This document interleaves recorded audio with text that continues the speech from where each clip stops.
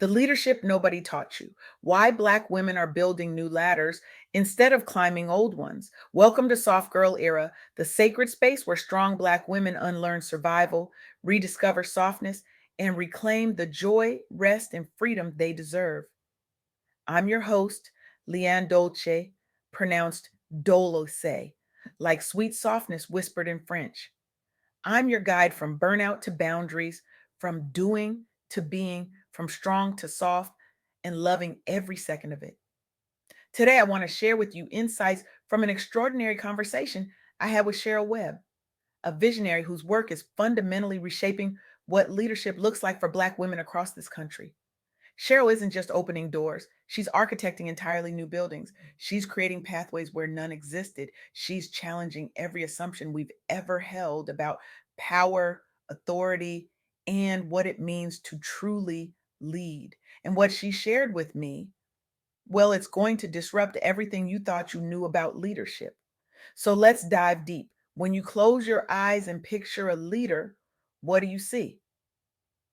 Be honest. You probably see someone standing at the front of a boardroom, someone with a commanding presence, someone who climbed a corporate ladder, fought their way to the top, and now sits in a corner office with their name on the door. You see authority, you see control, you see power defined by hierarchy. But here's what Cheryl helped me understand, and here's what's going to challenge you today. That model of leadership, it's not the only one. In fact, for Black women, it's rarely the most effective one. And more importantly, it's not the one that's actually changing the world. Black women have been leading for generations, but not in the ways we've been taught to recognize. They're not climbing ladders, they're building entirely new structures. They're not demanding seats at tables that were never designed for them, they're constructing new tables altogether. They're not centering themselves in traditional power dynamics. They're centering care, healing, community, and collective liberation. And this approach, this radical reimagining of what leadership can be, this isn't a weakness. This isn't a consolation prize for being excluded from traditional power structures. This is a revolution. This is a strength so profound that it's reshaping cities, transforming businesses, reimagining movements, and fundamentally changing lives. Let me tell you about Mary Sheffield, and I want you to really hear this story. In 2025, Mary Sheffield made history as Detroit's first Black woman mayor. Now, pause for a moment and let that reality settle into your bones. Detroit, a city where over 80% of the population is Black, a city with 324 years of documented history. 324 years. And in all that time, through every era, every movement, every shift in power, not one woman had ever been elected mayor. Not one. Think about what that means.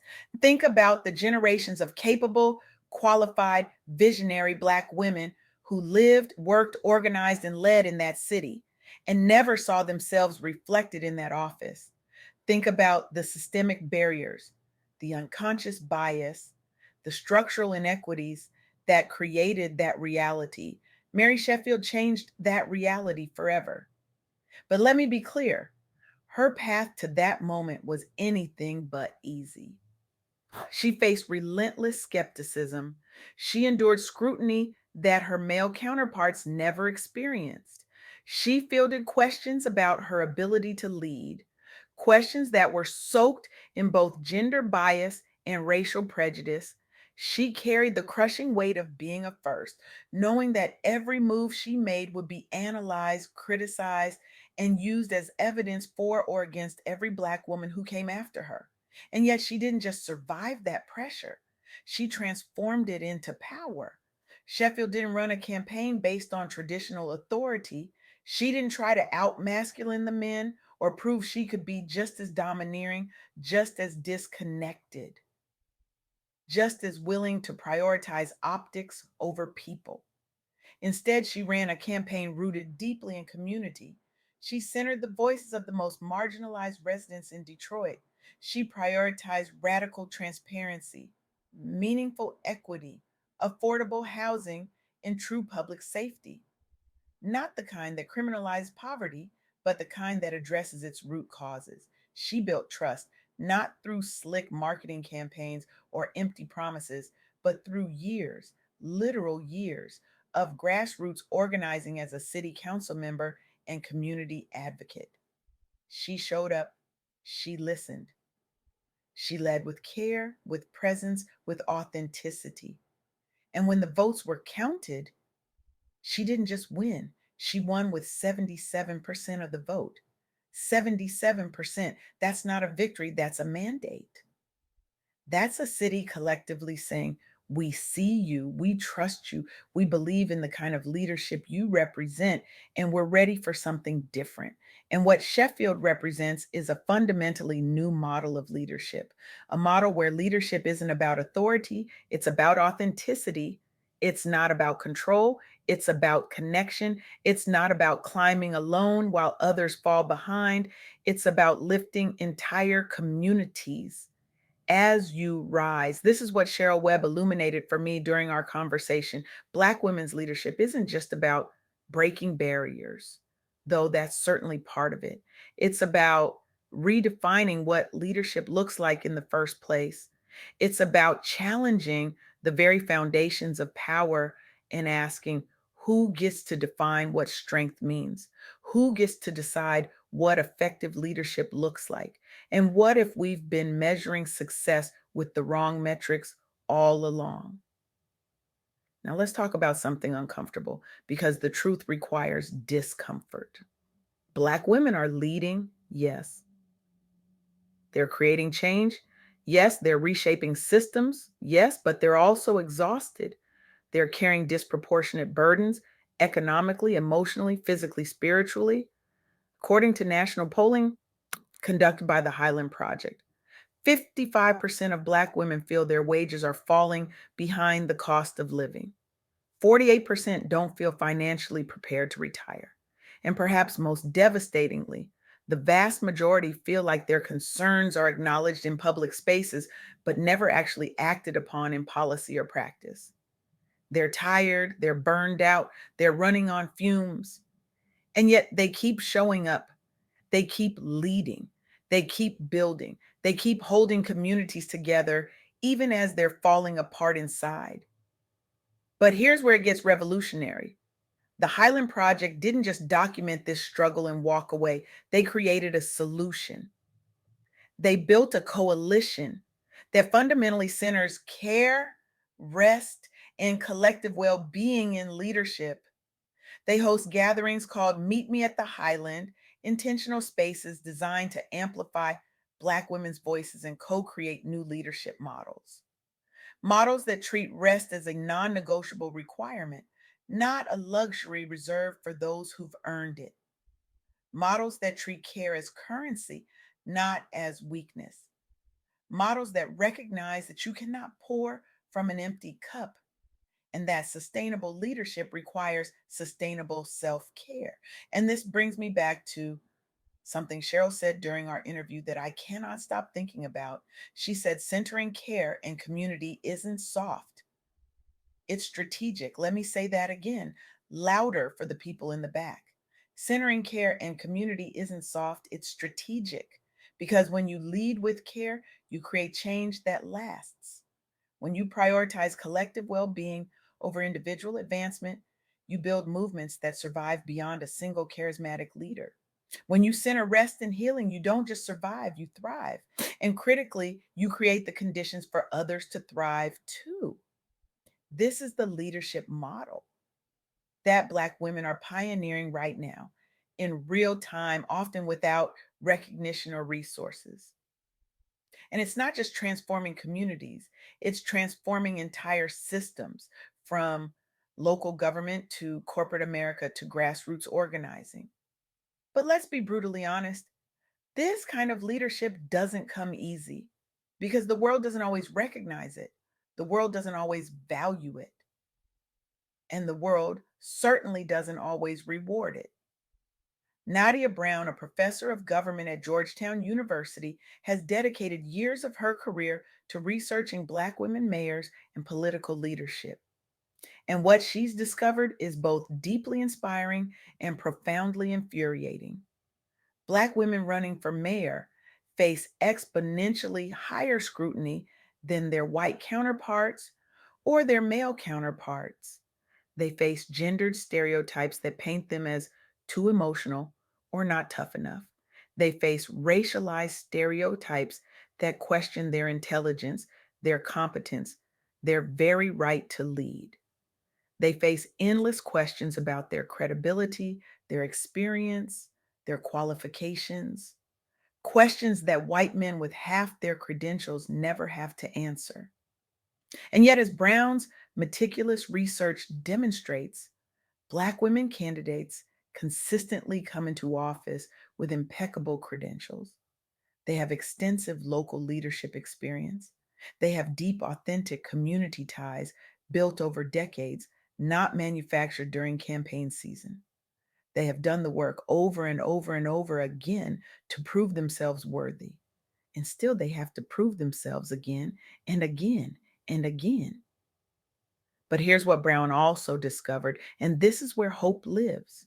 When Black women do get elected, when they finally break through those barriers, they don't just lead, they transform. They bring entirely new perspectives to governance. They challenge antiquated systems that have failed communities for generations. They create policies that center equity, justice, care, and collective liberation. They redefine what success looks like, moving beyond GDP and profit margins to measure community well being, mental health, and quality of life. Brown's groundbreaking work, including her book Political Black Girl Magic, has helped shift public perception. It's challenged deeply embedded voter biases. It's inspired a new generation of leaders to step forward. And it's reminded all of us that Black women's leadership is not just about breaking barriers for the sake of representation, though that matters. It's about bringing entirely new possibilities into existence.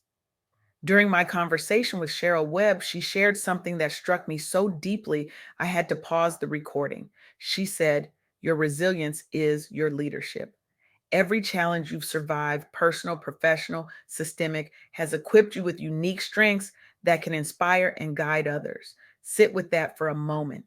Really let it sink in. Your resilience is your leadership, not in spite of what you've been through, but because of it, not by pretending the trauma didn't happen or bypassing the pain, but by alchemizing it into wisdom, not by carrying it alone in silence, but by building community around shared experiences and collective healing. This is the revolutionary power of Black women's leadership. It's not about perfection or having all the answers. It's about presence, about showing up authentically. It's not about projecting invincibility or wearing a cape. It's about being courageously vulnerable, radically honest, and deeply human. And that realness, that authenticity, that willingness to lead with both strength and softness, that's what's actually changing the world. So here's what I need you to take away from this conversation today. And I need you to really hear this. First, your resilience is your leadership. Every single challenge you've survived, every obstacle you've overcome, every moment you thought you couldn't go on, but you did anyway, has equipped you with unique strengths. Don't hide them. Don't minimize them. Don't apologize for them. Use them to inspire, to guide, to lift others. Second, centering care and community isn't soft, it's strategic. When you lead with care, you create lasting, sustainable change. When you prioritize collective well being over individual achievement, you build movements that matter and endure. When you center rest and healing as non negotiables, you don't just survive, you thrive, and you give others permission to thrive too. And third, your voice matters, even when it's questioned, even when it's dismissed, even when it's actively silenced. Despite bias, despite stereotypes, despite systemic barriers designed to keep you out, Black women continue to rise, reshape broken systems, and create new models of success that benefit everyone, not just the privileged few. Mary Sheffield didn't just become Detroit's first Black woman mayor, she opened doors for an entire generation of Black women leaders who now know it's possible. The Highland Project didn't just document struggle and call it research. They created an entirely new leadership framework that's being adopted by organizations and communities across the country. Nadia Brown didn't just study Black women's leadership from an ivory tower. She challenged the biases that hold Black women back and inspired countless new leaders to step boldly forward. And Cheryl Webb, through our conversation, reminded me that leadership isn't about authority, it's about authenticity. It's not about control, it's about connection. It's not about climbing alone, it's about building new ladders and lifting others as you rise. Here's what I want to leave you with today, and this is where I need you to get uncomfortable. We live in a world that taught Black women survival, not softness. A world that demanded they be strong, never soft. A world that required them to carry everyone else's burdens while their own pain went unacknowledged. A world that told them their value was in their productivity, not their presence. A world that measured their worth by how much they could endure, not by how much they deserved to be loved, rested, and whole. And Black women believed it because they had to, because survival required it. But what if survival is no longer enough? What if it's time to move beyond merely surviving into truly thriving? What if the most revolutionary thing Black women can do right now is refuse to carry the weight of the world and instead lead from a place of rest, care, and radical softness? This is not about abandoning strength. This is about redefining it. This is about recognizing that the ability to rest, to say no, to prioritize your own well being, to lead with care, that is strength, that is power, that is revolutionary. So here's my challenge to you, and I mean this with everything in me. How can you lead with care, resilience, and community in your own life and work right now, today? Whether you're running a business, leading a team, raising a family, organizing your community, or simply trying to show up for yourself, I need you to remember this. Your strength is not just in surviving. Your strength is in reshaping the future for yourself and for others. Your strength is in building new ladders, not climbing old ones that were never designed to hold you. You don't have to wear the cape anymore. You don't have to carry the weight alone. You don't have to prove yourself over and over again to people who will never see your full humanity. You can lead from a place of softness, care, rest, and authenticity. And that kind of leadership, that revolutionary, disruptive, transformative leadership, is exactly what this world needs right now. Because Black women have always led. The question is, will the rest of us finally start listening? The future isn't waiting to be predicted, it's waiting to be built. And the architects are already here. They're Black women who refuse to climb ladders that weren't built for them and instead are constructing entirely new structures. So go build, go lead, go rest, go be soft, go be powerful, go be both. Your era is now.